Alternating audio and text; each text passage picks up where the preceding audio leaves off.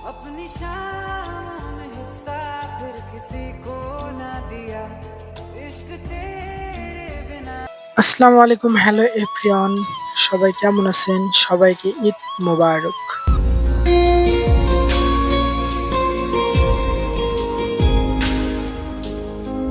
ঈদের দিনটা সবার কেমন কাটলো অবশ্যই কমেন্ট করে জানাবা।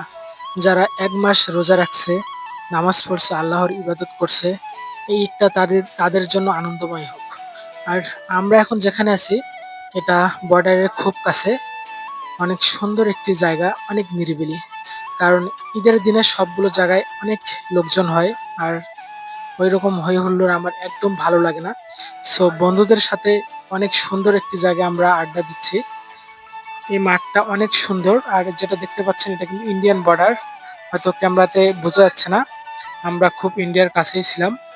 আর এই মাঠটা কিন্তু অনেক সুন্দর আর অনেক নিরিবিলি একটি জায়গা। ये बादल की चादर ये तारों के ঈদের এই দিনগুলো সবার ভালো কাটুক এই কামনাই করি। আর যারা বাইক রাইড করবা, খুব সাবধানে বাইক রাইড করবা, স্লো ভাবে। কারণ এই কয়েকটা দিন বাইক প্রচুর পরিমাণে অ্যাক্সিডেন্ট হয়। আর এই অ্যাক্সিডেন্ট করার কারণ হচ্ছে হাই স্পিড, মানে বেশি স্পিডে চালানোর কারণেই কিন্তু বেশিরভাগ অ্যাক্সিডেন্ট হয়ে থাকে। আর বাকিগুলো হয়ে থাকে অদক্ষ ড্রাইভারের কারণে।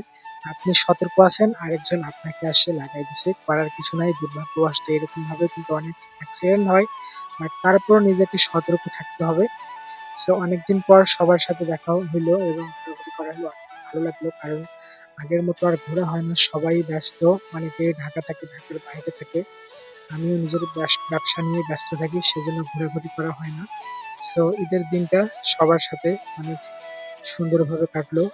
সো সবাই ভালো থাকবেন, দেখা হবে নেক্সট কোনো একটা সুন্দর ভিডিও নিয়ে। আল্লাহ হাফেজ।